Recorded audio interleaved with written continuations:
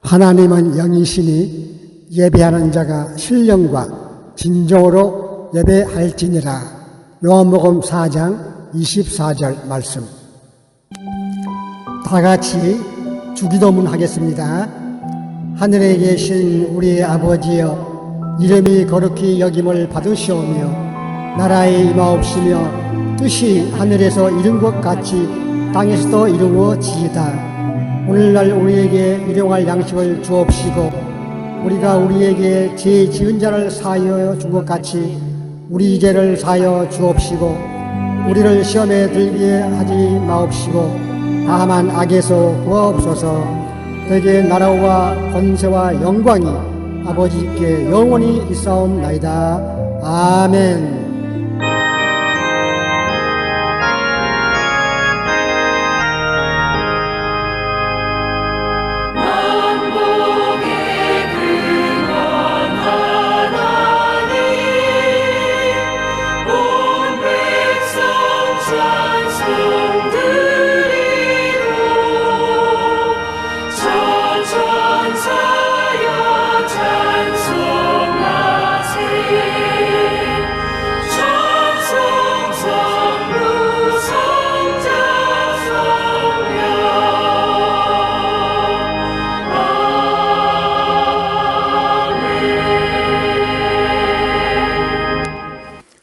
하늘에 계신 하나님 아버지, 우리의 선한 목자 되신 아버지 하나님, 오늘도 은혜의 강가로 인도하여 주시니 감사를 드립니다.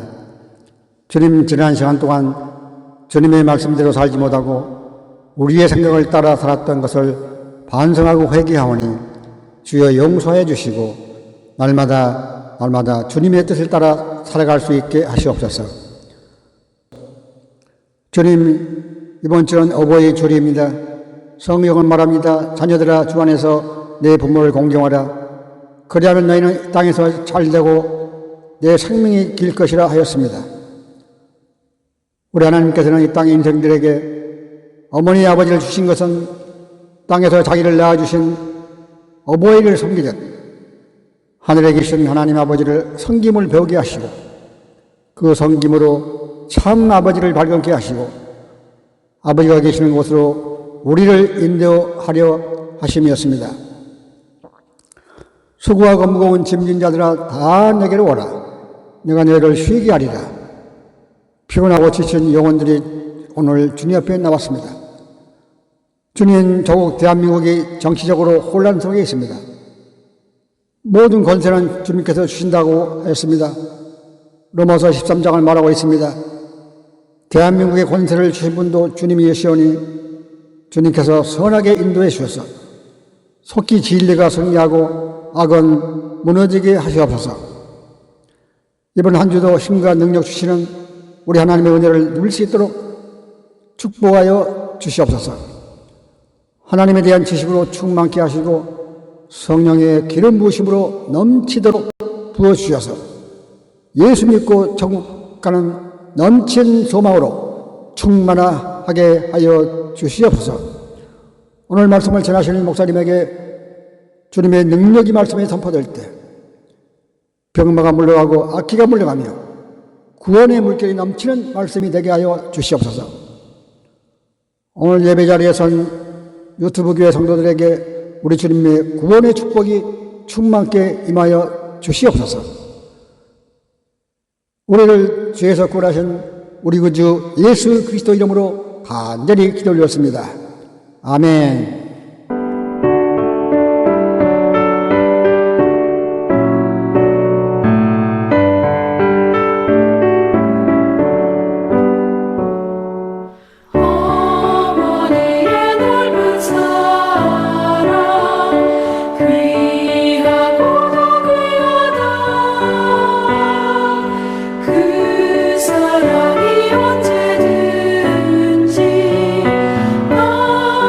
감사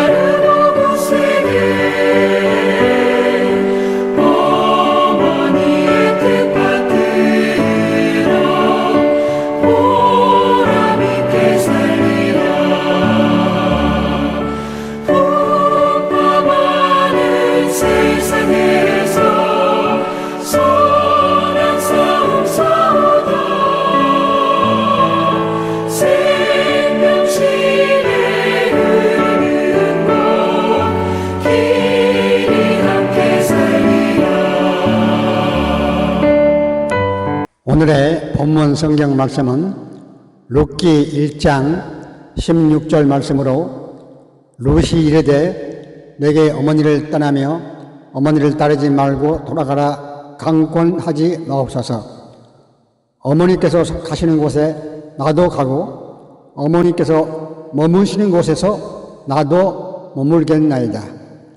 어머니의 백성이 나의 백성이 되고 어머니 하나님이 나의 하나님이 되시리니. 아멘.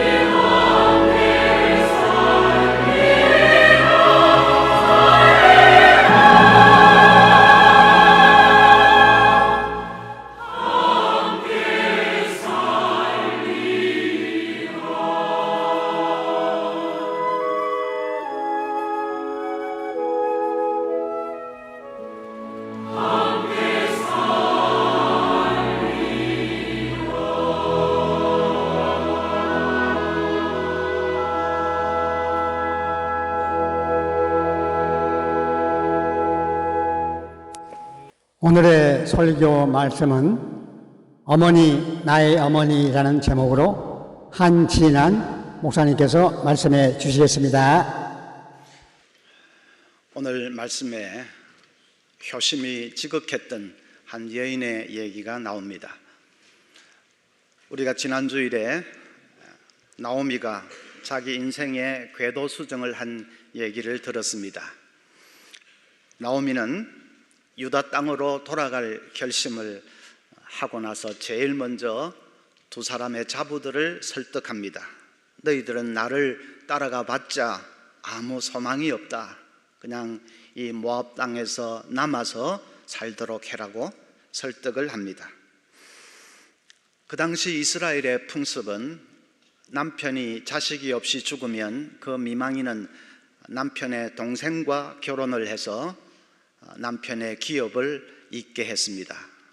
그런 것을 계대결혼, 대를 잇는 결혼이라고 계대결혼이라고 불렀습니다.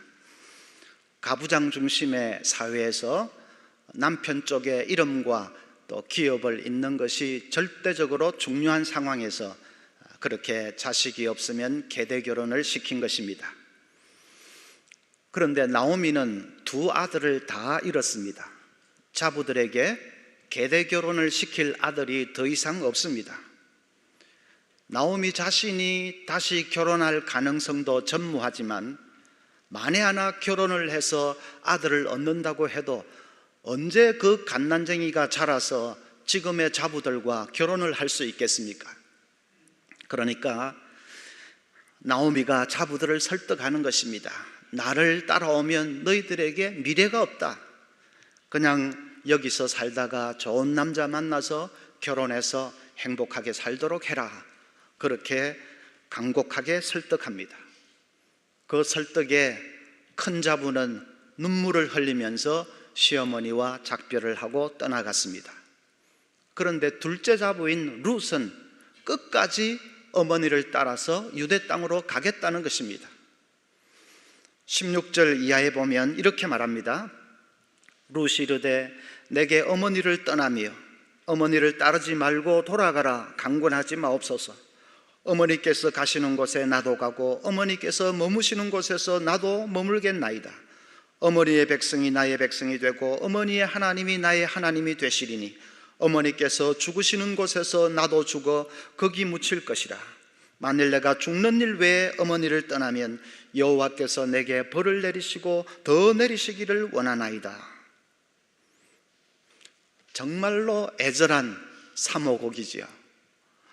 이 땅에 그 어느 누구가 시어머니를 향해서 이렇게 구구절절히 애절한 사모곡을 토로한 사람이 있겠습니까?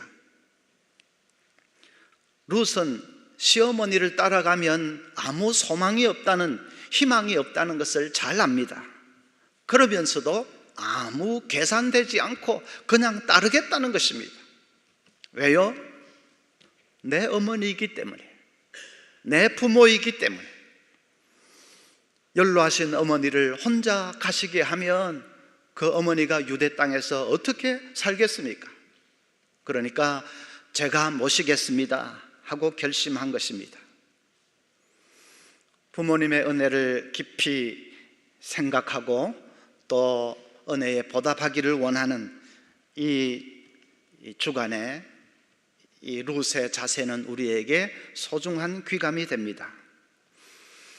이 시간 한번 생각을 해보십시다. 우리가 왜 부모를 공경해야 합니까? 첫째는 부모 공경은 우리가 받은 사랑에 보답하는 길이기 때문입니다. 에베소서 6장 1절을 보면 자녀들아 주 안에서 너희 부모에게 순종하라 이것이 옳으니라 했습니다. 이 옳다는 말은 절대적인 가치를 강조하는 말입니다. 그러니까 부모에게 순종하는 것이 인간으로서 마땅히 행해야 할 도리라는 뜻입니다. 부모 공경은 선택이 아니라 필수라는 말입니다. 왜 그렇습니까? 하나님께서 부모를 가정을 인도할 권위자로 세우셨기 때문에 그 권위에 순종하는 것이 그것이 옳은 일입니다. 나아가서 우리는 부모님의 사랑과 은혜를 힘입어 살고 있기 때문에 부모를 공경하는 것이 마땅합니다. 이전에 우리 서문교회를 심우하셨던 김만우 목사님께서 하신 얘기가 기억이 납니다. 김 목사님은 옛날 전도사 시절에 아버지 목사님이 심우하시던 교회 사택에서 같이 사셨습니다. 한 번은 아버지 목사님이 하루 종일 신방을 하시고 밤 11시가 넘어서 돌아오셔서 문 밖에서 초인종을 누르십니다. 빨리 일어나서 문을 열어드려야 되는데 이 김 목사님이, 그때는 전도사지요, 몸이 움직여지지가 않더랍니다. 아버지가 얼마나 하루 종일 신방하시고 얼마나 피곤하실까 생각은 하면서도 그냥 빨리 일어나서 문을 열어드려야 되는데 몸이 말을 안 듣더랍니다. 그냥 속으로는 어머니가 빨리 문 열어드리시지 않고 뭐 하실까 그 생각만 하고 있습니다. 그런데 자다가 한밤중에 자기 아이가 엥 하고 울음을 터뜨리면 그냥 벌떡 일어나서 애를 살펴본다는 것입니다. 진짜 그때는 피곤이 어디로 달아났는지 애가 엥 울면 1초도 걸리지 않고 용수철처럼 벌떡 일어나서 애가 뭐 잘못됐는지 살핀다는 것입니다. 그 얘기를 하면서 목사님이 내가 참 불효자라고 눈시울을 붉히시던 그 일이 생각이 납니다. 불효라서 그런 것이 아니라 사랑이라는 것이 본래 그런 것이지요. 물처럼 위에서부터 아래로 내려가는 것이 사랑입니다. 내리사랑입니다. 우리가 아무리 부모님을 사랑한다고 해도 부모님이 우리를 사랑하는 그 사랑에는 견줄 수가 없습니다. 내가 아무리 부모님을 생각한다고 해도 부모가 나를 염려하고 생각하는 것에는 비교할 수가 없습니다. 우리가 다 그 부모님의 사랑을 먹고 마시면서 자랐습니다. 그래서 부모를 공경하는 것이 마땅합니다. 은혜를 아는 인간이라면 당연히 부모를 공경하는 것이 그것이 마땅하죠. 제가 어릴 때 저희 동네에 아버지가 외항선 선장인 가정이 있었습니다. 우리가 그 가정을 늘 선장집 그렇게 불렀는데요. 그러니까 외항선 선장이니까 그 당시에 잘 살았습니다. 한 번은 제가 학교 마치고 돌아오는데 그 집 앞에 사람들이 잔뜩 모여 있고 안에서는 막 우는 소리가 들립니다. 뭔 일인가 했는데 집에 돌아오니까 어머니가 얘기를 해 주십니다. 그 선장이 탔던 배가 인도양 먼 바다에서 사고를 당해서 침몰했다는 것입니다. 그런데 그 당시는 배가 침몰하면 선장은 끝까지 남아서 배와 운명을 함께 했습니다. 왜 그랬는지 아마 그만큼 배를 소중하게 생각했으니까 그랬겠지요. 배와 운명을 같이 했습니다. 그 선장도 선원들 한 사람 한 사람 구명보트에 다 태우고 빨리 탈출하라고 떠나보냅니다. 선원들이 같이 가자고 그렇게 매달리는데도 선장은 뿌리치고 혼자 배에 남았습니다. 선원들이 일단은 그 침몰하는 배에서 멀리 떨어져야 되니까 파도와 싸우면서 정신없이 노를 저어서 갔습니다. 한참을 그렇게 노를 저어 가는데 저 뒤에서 무슨 소리가 들립니다. 돌아보니까 이 침몰해 가는 배의 갑판 위에서 선장이 영수가 딸의 이름을 부르고 있는 것입니다. 선원들이 너무 안타까워서 눈물을 쏟으면서 그 멀리 있는 배를 바라봅니다. 선장이 목을 놓아서 영수가 딸을 부르면서 배와 함께 사라져 갔습니다. 살아남은 선원들이 돌아와서 그 얘기를 해주는데 그냥 가족들이 눈물바다가 된 것입니다. 저는 그때가 제가 초등학교 때인가 어릴 때인데 그 얘기를 듣는데 너무 가슴이 찡해서 지금까지도 잊혀지지 않습니다. 그렇습니다. 부모는 마지막 순간까지 자식의 이름 석자를 부릅니다. 부모의 가슴 속에 아로새겨져 있는 것은 오직 자식의 이름 석자, 자식의 행복밖에는 없습니다. 그 피보다 진한 사랑을 우리가 먹으면서 자랐습니다. 그러니까 그 사랑을 잊으면 안 되지요. 그 사랑을 배신하면 그건 인간이 아니지요. 어떤 권사님이 세상을 떠나게 되었습니다. 임종을 앞두고 둘러선 자녀들에게 이렇게 고백을 하십니다. 일제시대 세상이 너무 어려워서 먹고 살 게 없을 때 내가 시장 바닥을 돌아다니면서 콩나물을 훔쳐 너희들을 먹여 살렸다. 떳떳하지 못하게 너희들을 키웠다는 자책감으로 평생을 마음의 찔림을 받고 살았다.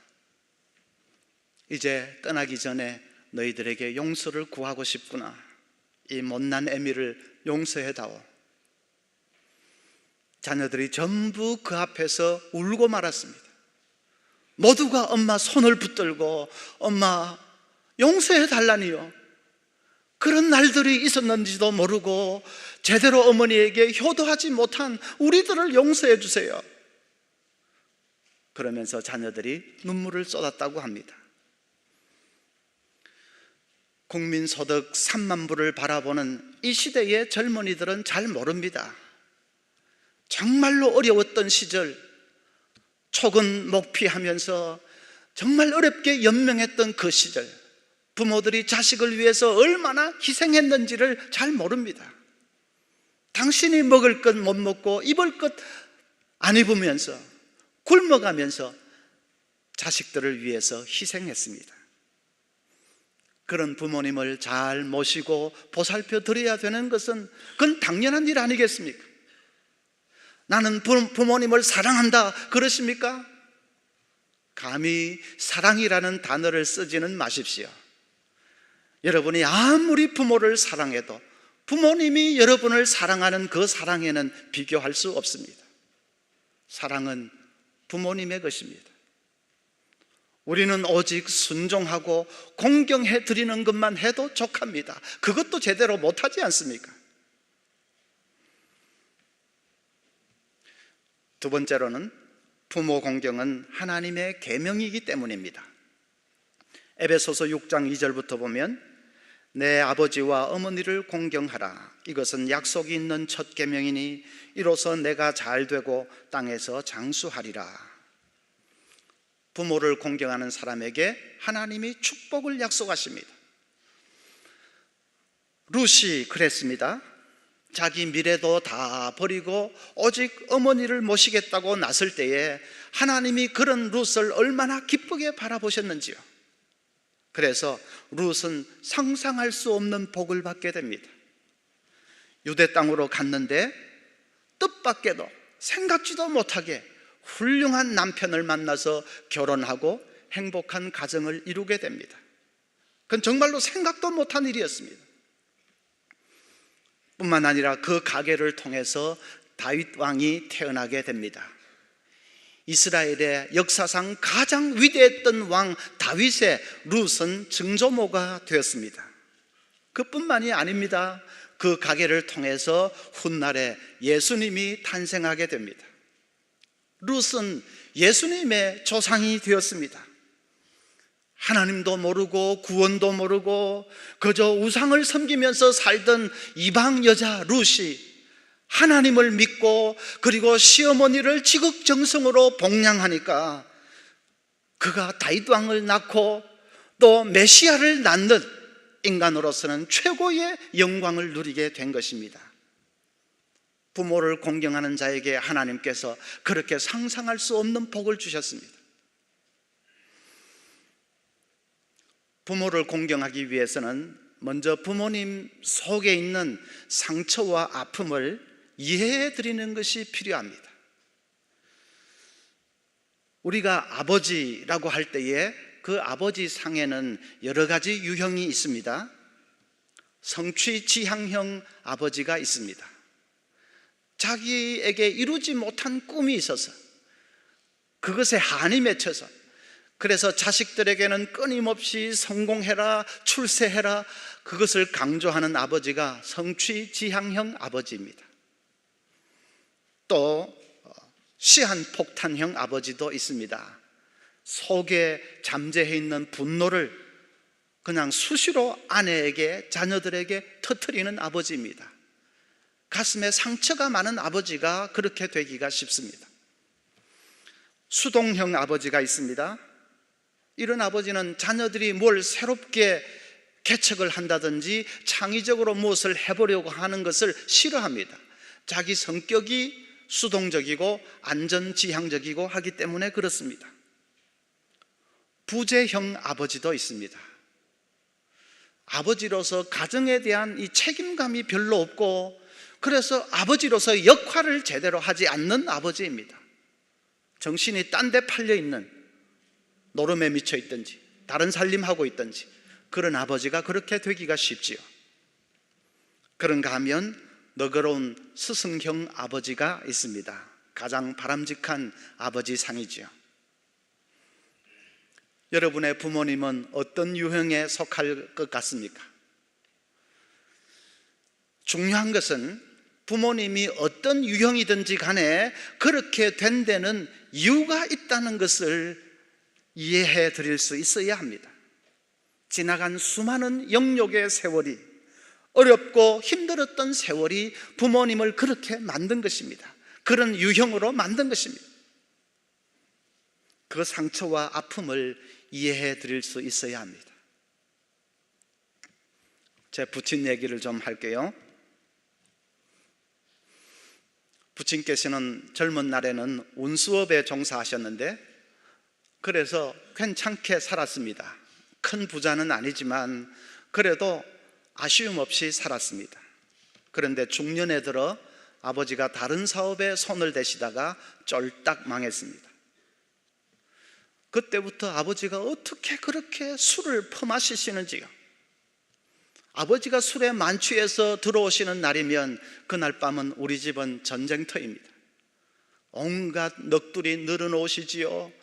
그러다가 막 폭발하면 아무거나 집어 던지시지요. 어머니 발로 걷어차지요. 말로도 할 수가 없습니다. 시한폭탄형이지요. 저는 어린 나이에 그런 아버지가 너무나도 밉고 원망스러웠습니다. 저런 사람은 어디 가다가 차에 확 받쳐서 죽어버리라, 그런 생각도 했습니다. 그런데 세월이 흘러서 제가 결혼을 하고 자식을 얻고 나니까 비로소 아버지가 이해가 되기 시작했습니다. 아버지가 그렇게 허우적대셨던 것은 자기를 찾고 싶어서였습니다.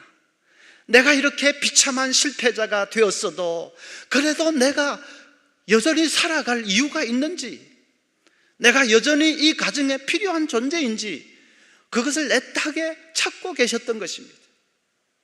지금은 분명히 그것을 알겠는데 그때는 왜 그렇게 그걸 알지 못하고 원망만 했는지요.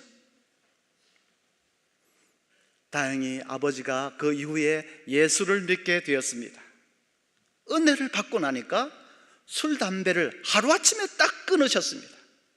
진짜로 도무지 끊을 수 있을 것 같지 않던 그 술, 담배를 예수 믿고 은혜 받고 나니까 거짓말처럼 하루아침에 딱 끊었습니다.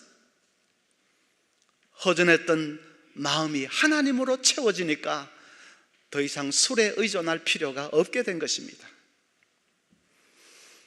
아버지가 술에서 해방되고 나니까 우리 가정은 천국이 됐습니다. 진짜로 돈이 있고 없고는 중요하지 않습니다. 술에서 해방되고 나니까 가정이 천국이 되었습니다. 얼마나 해피엔딩으로 끝나게 되어서 얼마나 하나님의 은혜가 감사한지요. 그런데 한창 아버지가 힘들어 하셨던 그 시절을 생각해 보면 지금도 참 가슴이 아려옵니다. 그 어려웠던 시절, 인생의 무거운 짐을 홀로 지고 몸부림을 치는 아버지에게 왜 따뜻한 위로의 말씀 한마디 못 드렸는지. 아버지, 우리 가난해도 괜찮아요. 우리가 있잖아요. 힘내세요. 사랑합니다, 아버지. 왜 그 말 한마디를 못 해드렸는지. 그 어려웠던 시절 아버지가 얼마나 외롭고 얼마나 힘들었을까. 그 생각을 하면 지금도 참 눈물이 납니다. 여러분, 부모님의 가슴에 응어려져 있는 상처와 아픔을 이해해 드릴 수 있어야 합니다. 그 시절은 상처가 많을 수밖에 없는 어려웠던 시절이었습니다. 그 상처와 아픔을 이해해 드리지 못하면 부모 공경은 첫 발을 내디딜 수가 없습니다. 그리고 그 상처를 이해해 드릴 때에 내 가슴 속에 있는 상처도 치유가 됩니다. 부모님으로부터 받았던 그 아픔과 갈등과 방황과 좌절, 그것은 부모님을 이해해 드릴 때 나도 거기에서 노연하고 치유가 될 수가 있습니다. 그러니까 중요하죠. 세 번째로, 부모를 공경하면 뿌린 대로 거두게 됩니다. 그래서 부모를 공경해야 됩니다. 다윗에게는 한때 자기를 죽이려고 하는 사울을 피해서 도망 다녀야 되는 피곤했던 시절이 있었습니다. 그런데 그 힘든 시절에 아주 중요한 구절이 하나 있습니다.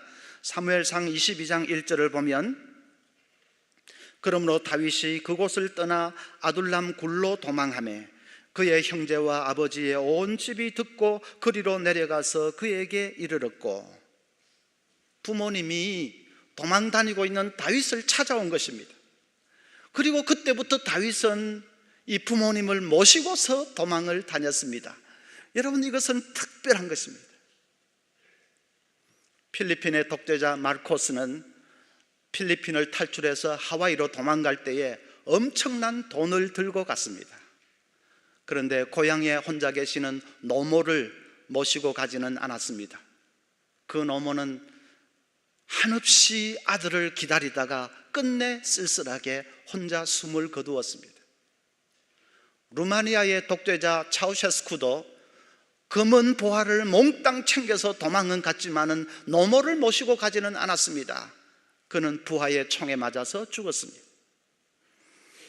여러분, 내노라고 하는 사람들이 자기 목숨이 경각에 달려서 허겁지겁 도망갈 때에 부모님을 모시고 갔다, 그런 소리 들어봤습니까?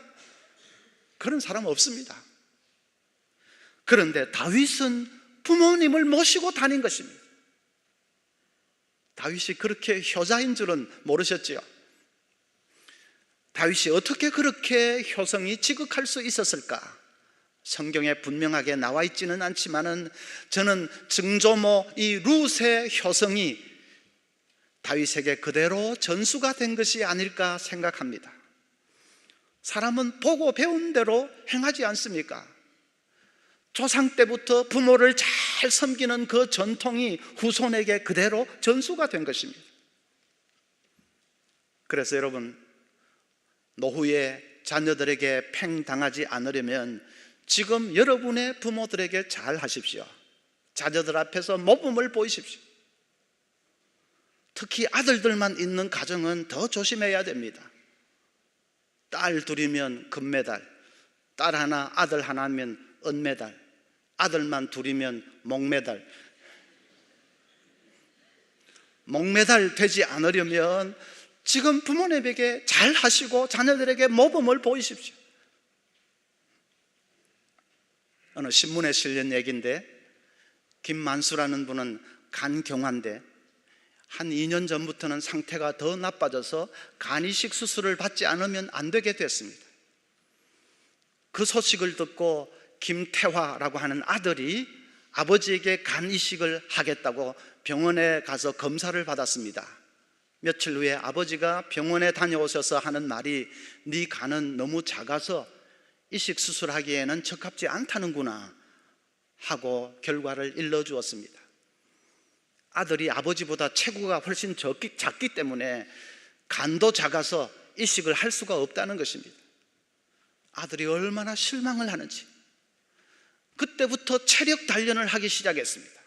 헬스클럽에 나가서 열심히 운동하고 또 단백질 중심으로 식단을 짜서 열심히 먹고 엄청 노력을 합니다.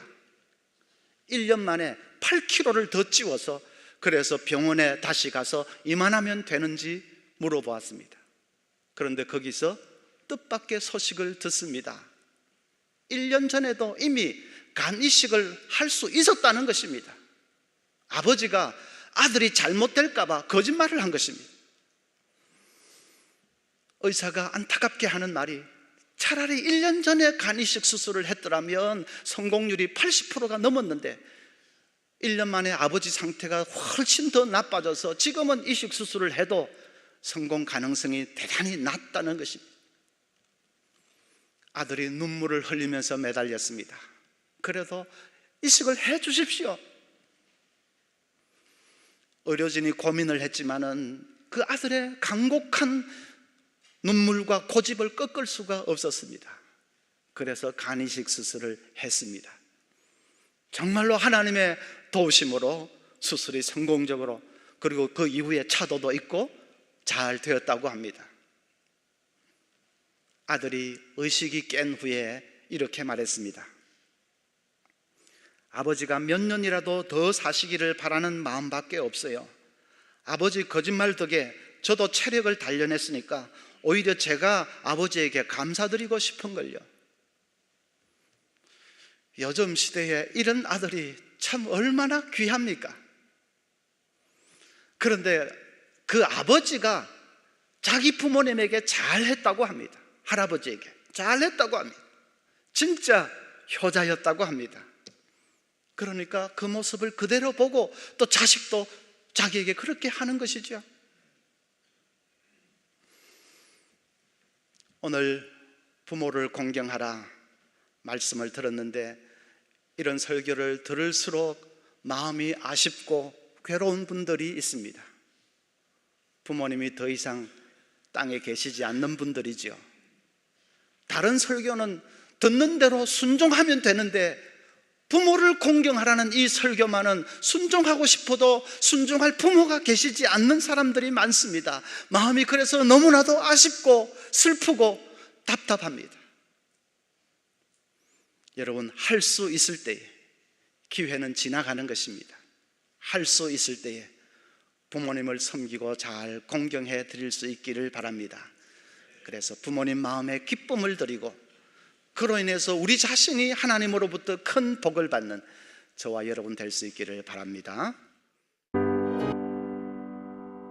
모든 것이 주께로부터 왔으니 이 예물을 주께 드리나이다.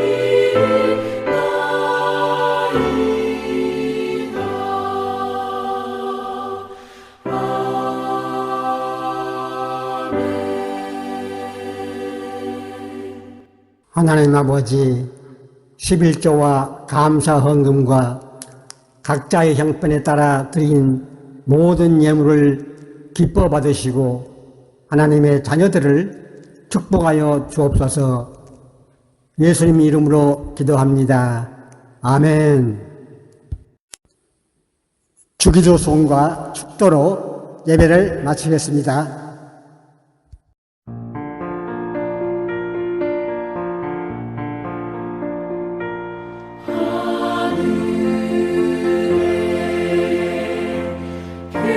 계신 아버지 이름 거룩하사 주님 나라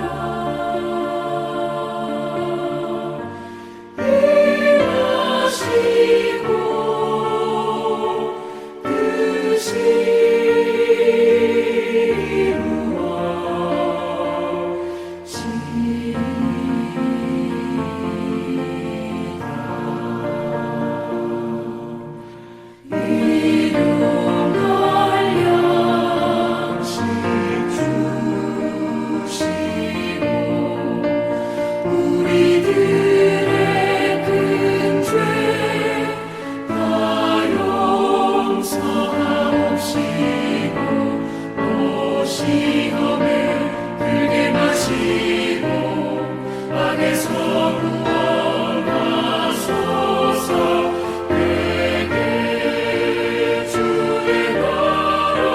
주의 번세 주의 영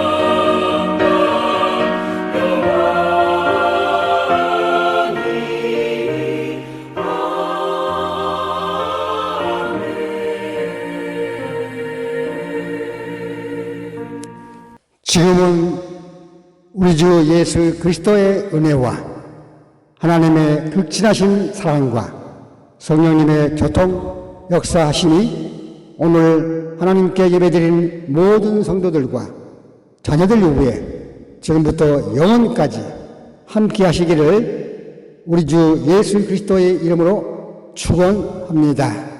아멘.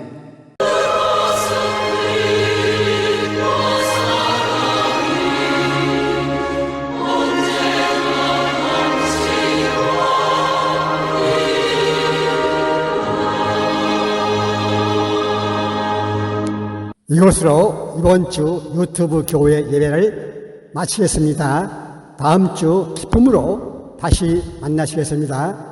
할렐루야!